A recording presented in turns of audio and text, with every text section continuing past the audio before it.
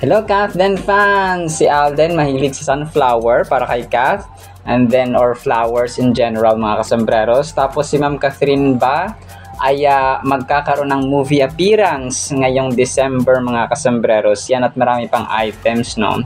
Unahin ko itong pinost ni Ma'am Catherine sa kanyang Instagram stories ng kanyang kakatapos nga lang na Tatler Ball, no? Na pag-attend, mga kasambreros. So, medyo late si attorney na, no? Nag-post kasi nga ay busy sa kanyang trabaho. So pinakauna na dito. So maraming salamat kasi may nag-inform sa akin na si Mark Baumgartner pala ay isa sa mga designers, no? Or clothes designers, mga kasambreros ni Ma'am Catherine. So kung kaya pala, sabi ko parang parati niyang kasama ito si Mark Baumgartner. So, kung kaya pala close siya, mga kasambreros, no? And dito nga, ayan, kasama sila doon sa Tatler Ball, mga kasambreros. So, maraming salamat sa nag-inform sa akin. Hindi ko nakuha yung pangalan, sorry po. And then, of course, no, yung pictures nila ni Doc Ivy, and then nung iba pang mga umattend doon sa Tatler Ball, mga kasambreros. Tapos may isa dito, sobrang yung parang nakasandal talaga si Ma'am Catherine dito sa kay Sir na medyo matanda na, mga kasambreros. Hindi ko kilala kung sino ito. Baka isa sa mga bossing ng Tatler Asia, mga kasambreros. So ang Tatler Asia kasi ay luxury and lifestyle magazine. Parang sila, no, nagko-cover ng mga luxurious lifestyle, and then mga celebrities, politicians, mga famous. Parang Time magazine din siya, mga kasambreros, na nagko-cover ng mga famous people sa kanilang fields of endeavor, mga businessmen and so on, mga kasambreros. Pero mostly kasi pag talaga sikat artista, no, kagaya ng nila Sir Alden dati, mga kasambreros. So dito ay sa mesa sila, tapos marami sila dito, para nakasandal sa Catherine, no? Close din siya dito kay Sir na medyo matanda na. So yun, mga captured moments ni Ma'am Catherine. So ito ay marami siyang pinost na sa kanyang Instagram account. So nire-reflash lang po natin, mga kasambreros, kasi nga ay pinost niya Phenomenal Box Office Cinema Queen sa kanyang Instagram story, mga kasambreros. Tapos may pinost din siya na tawag dito na bago, yung parang yung Realme, na parang may promo din sila, mga kasambreros, sa Realme. So ang post niya dito ay catch Realme now November 22 hanggang December 30. So meron silang lucky giveaway, mga kasambreros. So kotse, may motor, tapos may tawag dito, may mga parang may mga incentives and perks, mga kasambreros, na ibibigay. So ang gagawin dito ay scan lang yung QR code, mga kasambreros, dito sa Realme. So punta kayo sa Instagram ni Ma'am Catherine, mga kasambreros, no? The Realme With You campaign is here. Delivery riders are roaming around the metro with special Realme With You signages on their motorbikes. Get the chance to win exciting Realme products by trying to find me on the move. Kath me if you can. Parang may iba pa siyang pakulo dito. Abangan natin ito. Baka baka sinisiguro ito sasakay si Ma'am Catherine sa isa sa mga riders, tapos pag nakita siya ay ganun, no, parang pag nakita siya at tatagpuan, baka yun yung mga parang chance of winning, mga kasambreros. So catch Realme now. So pwede rin siya na Realme campaign, deliver riders return. Pag may signage ng special Realme With You signages on their motorbike. So sa motorbikes nila merong signage ng Realme. So baka naglagay ng mga, hindi para si Ma'am Catherine. So maglalagay sila ng Realme stickers or signages sa mga delivery riders. Tapos pag nakita niyo yun, scan nyo or picture nyo, mga kasambreros, para pwede kayong manalo ng Realme products. So may kotse dito, so baka mamimigay sila ng kotse sa grand draw, mga kasambreros. Tapos may motorbike or scooter yata ito, mga kasambreros, no, na ipamimigay ang Realme. And then ito, next item natin mga kasambreros. So may separate picture pala no, si Ma'am Catherine doon sa may nung spotted nga siya no, nakasama si Tita Long Gumatay. Naka-blue siya dito, parang light blue. Something like that mga kasambreros, ng kulay ng kanyang damit dito. Tapos parang naka denim, parang denim short mga kasambreros. So ito ay terno-terno no, na parang light blue na light gray. Parang something like that mga kasambreros. So kayo na po ang humusga. Pero parang naghahalo yung blue at saka gray mga kasambreros sa damit ni attorney na ito mga kasambreros. And then ito, natawa na naman dito kasi ito kasi yung pinaghinalaan ng mga maka-Mayor Mark Alcala. So pinagtawanan lang ni Naybara Lopez mga kasambreros. So sabi dito sa post ni Ma'am Naybara, Catherine with Mayor Mark Alcala, ito na ang inaantay niyong HD photo nang pinakalat niyo sa IV na kasama ni Catherine. No? Kasi nga, dun sa may diba, sa may IV clinic, nahagip siya ng video nung nag-video si Ma'am Catherine mga kasambreros nung pumunta siya sa IV clinic for facial treatment niya as she regularly does mga kasambreros. So, ang layo, no? Ano siya doon? Sabi ng source ay parang staff or isa siya sa mga managers doon or managing designer, parang ganun doon sa IV clinic mga kasambreros. So pero so HD at ako dito ay parang sarcastic yung dating dito ni Ma'am Naybara Lopez. HD ibig sabihin na high definition quality ng picture no ni Ma'am Catherine. Kasi sa malayo ay parang di ba maputi tapos singkit no, parang may kahawig siya. Kapag inedit at binblurred ng konti yung picture ay magkamukha no, parang may similarities sila ni Sir Mayor Mark Alcala mga kasambreros. Pero ito po ay hindi nakakatawa ito si yung kanyang dito, yung kanyang yung kanyang caption ni Ma'am Naybara Lopez mga kasambreros. So sarcastic ang dating niya, yung HD photo down ni Mayor Mark Alcala. Hindi naman ito si Mayor Mark Alcala mga kasambreros no. Ito po ay isa sa mga staff doon sa dito sa IV clinic mga kasambreros. And then ito, so parang lang nila no, parang next item natin, parang pinagtabi-tabi lang nila sina Ma'am Catherine, Andrea Brillantes, Francine, Kim Chu, Liza Soberano, and Nadine Samonte or Nadine Lustre mga kasambreros. So Andrea, bakit nakalagay dito kay Andrea ay crying no emoji, kay Kath ay heart, kay Francine ay wow, kay Kim ay like sign, kay Liza Soberano ay angry, tapos kay Nadine Lustre ay emoji heart, nag-kiss heart mga kasambreros yung kanya nakalagay dito. So sila naman po ay iba-ibang individuals, iba-ibang ganda, iba-iba ang capacity, iba-iba yung character, iba-ibang personality mga kasambreros. So no need to compare no, kasi sila ay dalagang Filipina no, na may kanya-kanyang ganda at angking kapasidad mga kasambreros. And then ito, next item natin mga kasambreros. So si Sir Alden ay na-feature siya dito no sa isang article din mga kasambreros. Sabi dito sa Ano Ka As a Mom, Good morning Tisoy Alden Richards, puspusan na bang ensayo para sa fan meet mo? 18 days na lang. So actually 17 days na lang no, kasi 1 day ago ito. Bago ang event, marami nang nag-aabang sa mga surprise mo. Whatever happens, dito lang kami sa likod mo. Dead na tayo sa mga bashers because we believe in you. Good luck Alden Richards, God bless you more. So tapos ang picture ni dito, Mr. Alden mga kasambreros no. Nakakatuwa at nakakatouch naman itong feature or caption ni Ano Ka As a Mom no, mga kasambreros and mga Cathinatics. So yung suporta kasi at saka respect, hindi mo makukuha ng sapilitan mga kasambreros. So talagang na-earn yan mga kasambreros.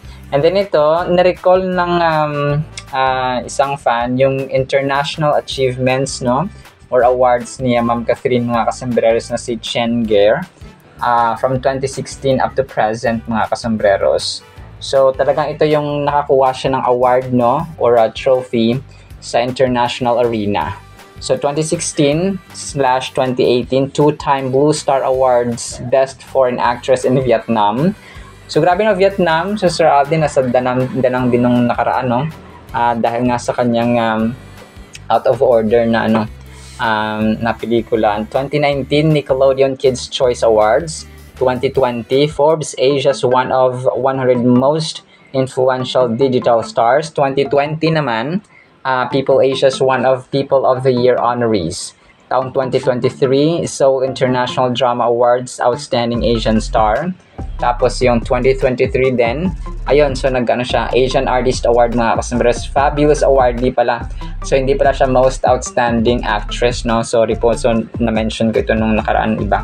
Fabulous Award, di pala, mga kasombreros, si Ma'am Catherine sa AAA. 2024 Asian Academy Creative Awards, Best Actress in a Leading Role sa National Winner, mga kasombreros.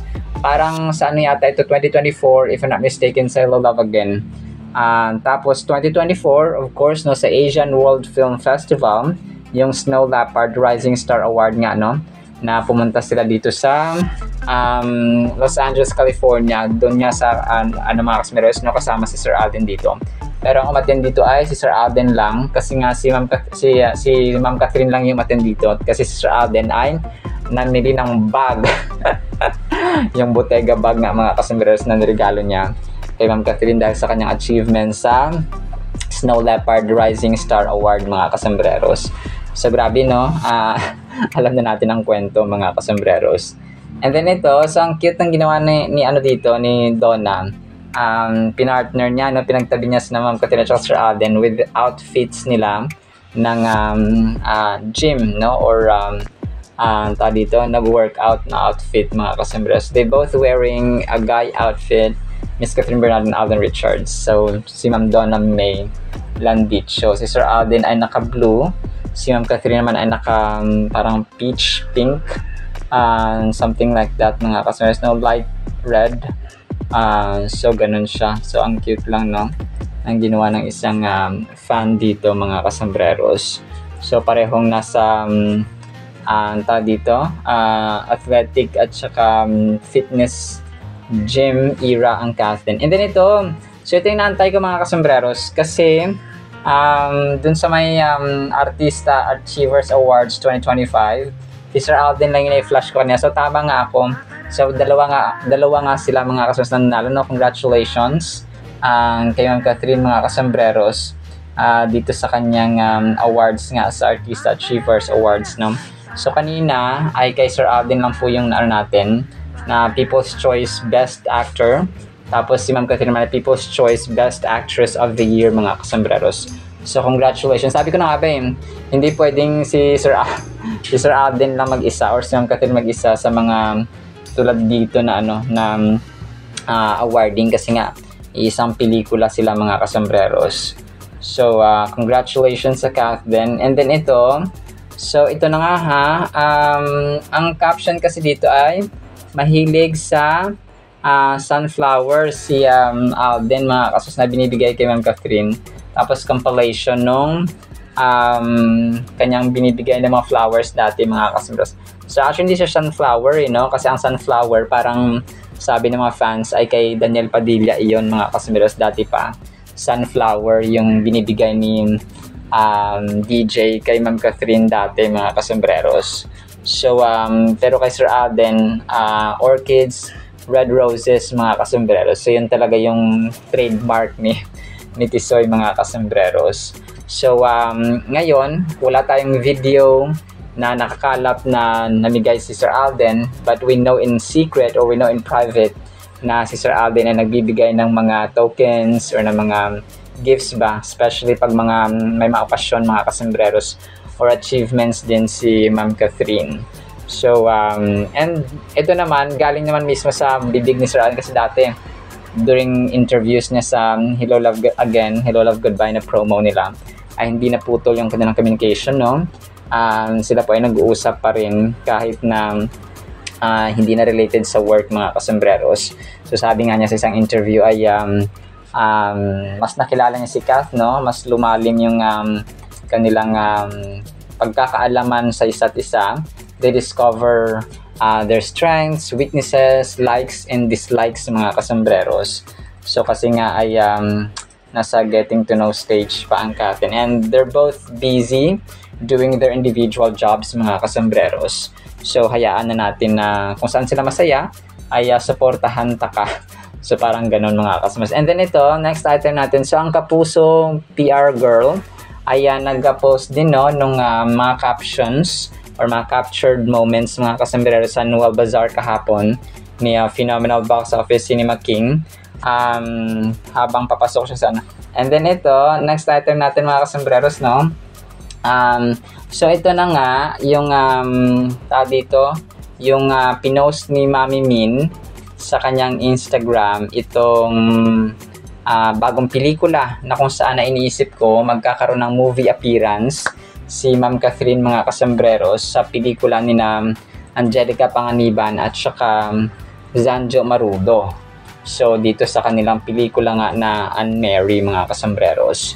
So ito po ay parang iniisip ko lang na dito na mangyayari kasi si Mami Min ang producer, tapos nakita ko sa Wikipedia, pag sinearch nyo kasi yung Catherine Bernardo tapos click nyo yung Wikipedia sa awards, sa movies and shows niya mga kasambreros, makita nyo doon Unmarry 2025.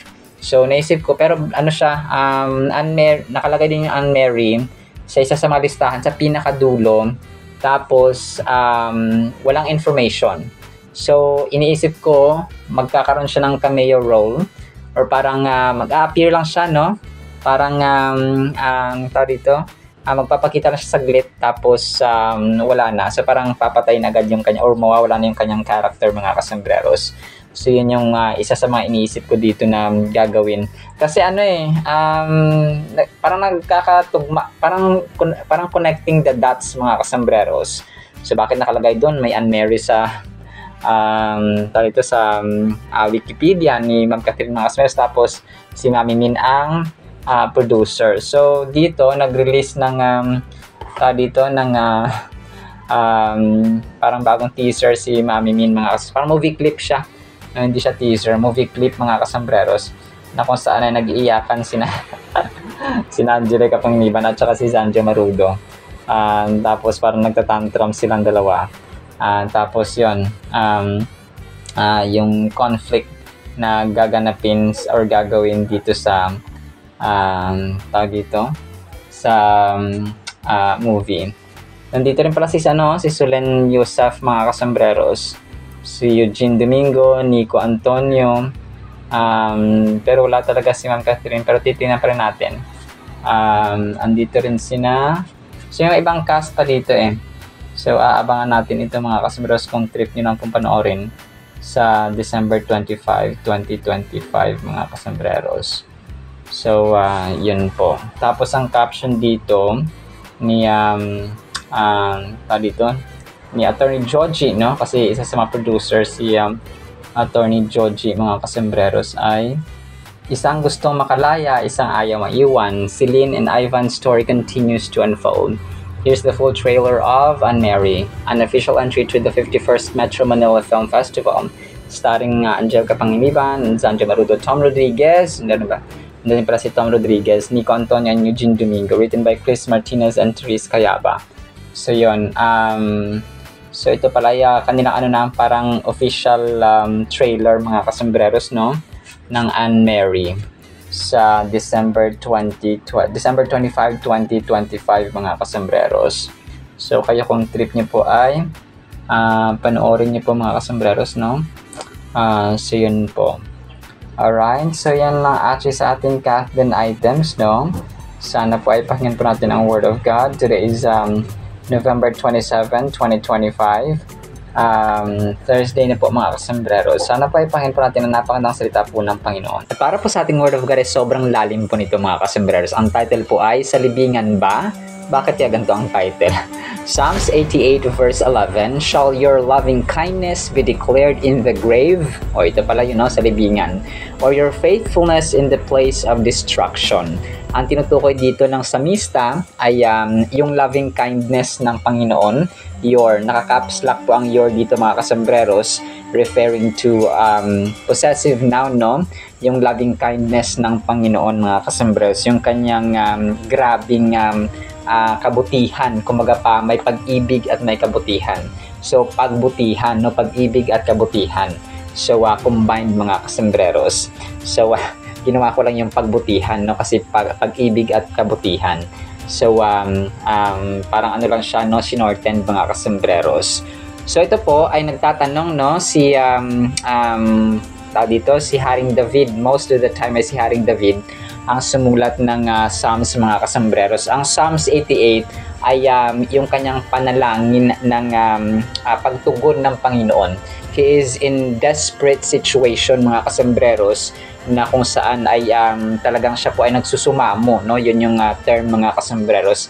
Nagsusumamo, nagpi-plead, no? Talagang desperately praying mga kasambreros na tugunin siya ng Panginoon. Kung kaya nasabi niya dito yung metaphor, comparison ba or example na ano ba, yung kabutihan mo ba ay i-declare doon na lang tawag dito, isi-share, iti-testify, ibabahagi sa libingan, no? So, kung pa sa mga patay mga kasambreros, kasi pag sementeryo, pag libingan, pag grave mga kasambreros ay mga patay, no? Mga buto na lang nandun mga kasambreros.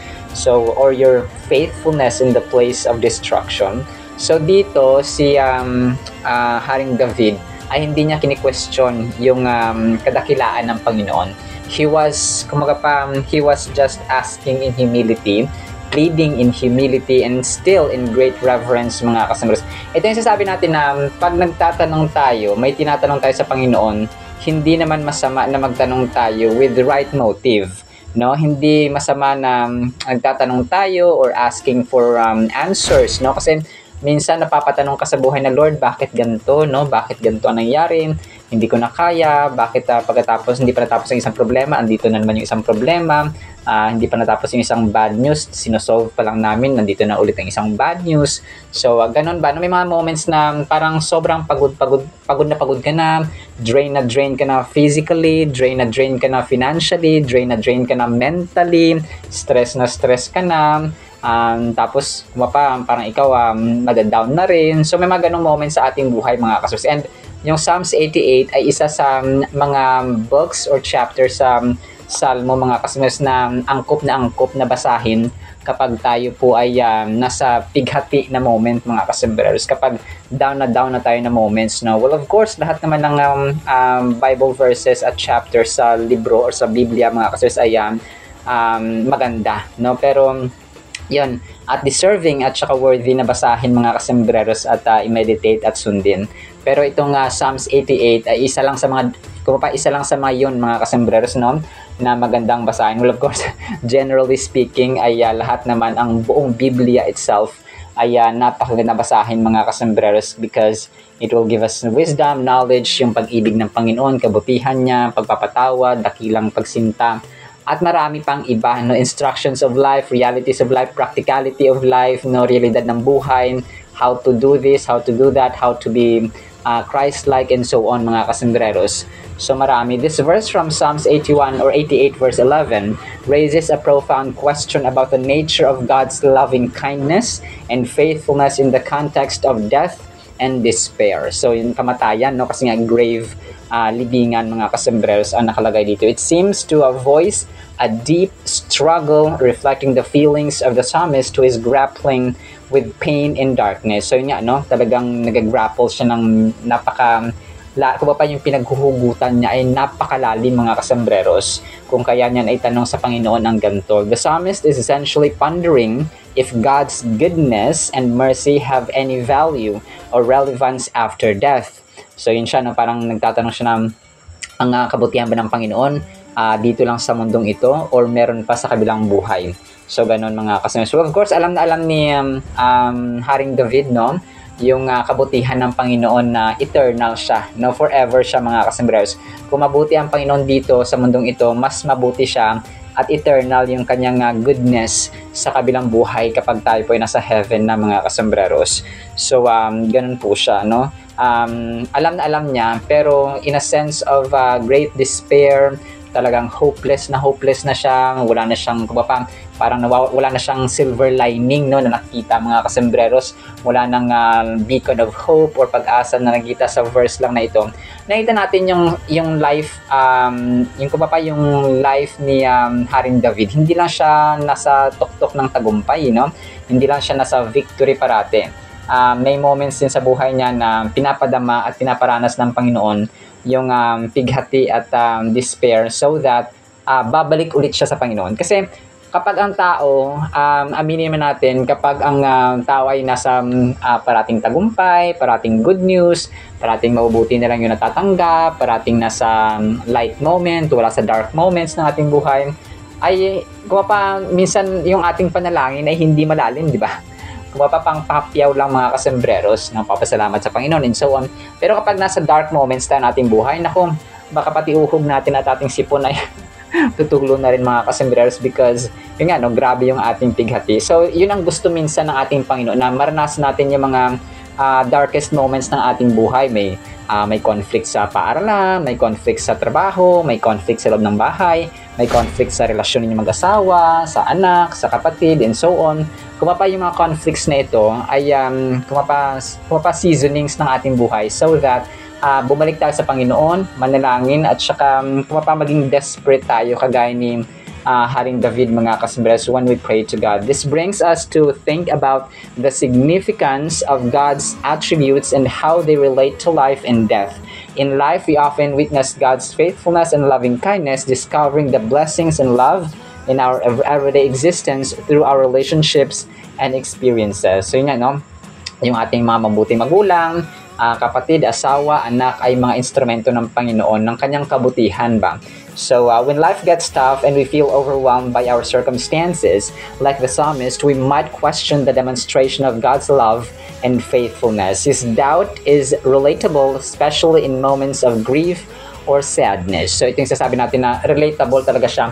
Kasi di ba, na-imagine nyo, si Haring David na buhay for how many years na, di ba? Siguro 1,000 years na mga kasembreros, bago na likha ang Biblia and bago sa ating generation. Kung pa ilang genealogies, ilang lineages na mga kasembreros, ilang lahi na yung dumaan hanggang sa ating present generation, hanggang sa mundong ito mga kasembreros, sa present natin na generation ay so parang relatable siya, na ito yung sasabi natin na ang salita ng Panginoon, ang circumstances noon, pare-pareho lang mga kasembreros, ibang era lang siya, ibang time lang, no, ibang tao, pero ang situation itself ay pare-pareho mga kasembreros.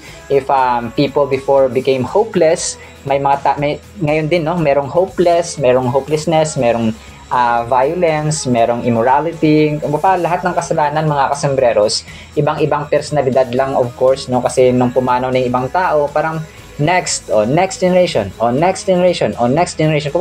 parang sa isang entablado, kaya pagkatapos mag-perform, next na naman, so ganun mga kasembreros. And this world is gigantic stage mga kasembreros, where everyone must perform. Okay? Kung kailangan natin mag-perform mga kasembreros, but that performance isn't based sa ating talent, sa ating skills, sa ating intelligence. We can use these qualities, but not the main point or the main source mga kasembreros. The center point of all must be God mga kasembreros. Everything must revolve with God mga kasembreros. So ganoon po siya. So yes, meron tayong talent, marunong tayo ng ganito, may profession tayo, may kaya natin gawin na isang bagay, and these are all good gifts from God.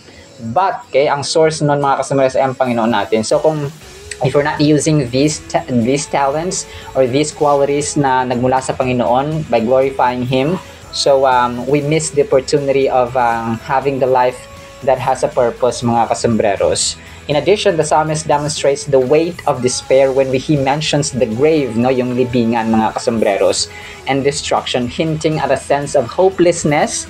Na na-mention natin, this aspect of the verse allows us to understand that feeling doubt, or discouragement does not separate us from God's love. Instead, it shows our journey toward deeper faith. So, yun ang sasabi natin kanina mga kasamahan.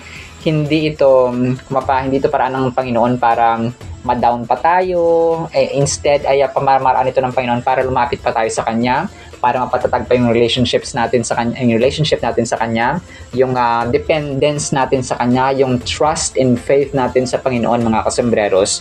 So kung kaya how we see and how we view life really affects our character. Kasi kung paano natin i-view ang isang problema, kunwari, yung isang problema ay about finances. So how we view finances problem sa buhay. So kung paano natin siya i-view, ano didetermine natin kung ano yung character na meron tayo. So pag may utang ba tayo ay dadagdagan pa natin yung utang natin. So mangutang rin ba tayo para bayaran itong utang, rolling na lang, ganun mga kasers, no? So hindi ka nakaalis, no? Let's say pag may misunderstanding kayo ng iyong anak or yung asawa or kapatid or magulang or so on. So paano natin na-approach? Nagpapakumbaba ba tayo? Do we resolve the conflict? No? Do we talk? Do we resolve yung parang nag-usap tayo in a calm and gentle way so that the social or the relational conflict will be resolved? So ganun ba? So kung paano natin i-view, kasi yung iba, pag may conflict, nag-away kayo ng nanay mo, magulang mo, or asawa mo, mahiwalay, o ganun. So di ba mga ganung mga tipo, mga kasus, but hindi yon mga kasus ang solusyon. Ang problema ay hinaharap, mga kasembreros, no, hindi tinatakbuhan. So kasi pagka ganyan, may mga mag-asawa, magkakapatid, kamag-anak na hindi nagpapansinan hanggang sa libingan, hindi nagkapatawaran, mga kasembreros, hanggang sa libingan na lang, hanggang namatay na lang. Hindi na sila nagpatawaran, mga kasus, which is kung pag hindi ka nagpatawad ay hindi ka rin patatawarin ng ating Panginoon. That's biblical, mga kasembreros. Pag hindi tayo pinatawad ng Panginoon, isa lang ang ibig sabihin niyan. Pag namatay tayo, we will not be forgiven and we will be thrown out into the lake of fire, mga kasembreros. Nakakatakot, but that's the truth, mga kasembreros. Alright, so napakaganda nito, no? Napakaganda ng verse nito, mga kasembreros. But in the meantime, nilamang po sa ating Word of God, nawa po ipagpalain po tayo ng pag-ibig, pananampalataya, pag-asa, desperate na prayer, mga kasembreros, sa ating Panginoon, just like David did. In the mighty name of Jesus we pray, amen and amen. See you sa next segment, mga kasembreros, and paalam po.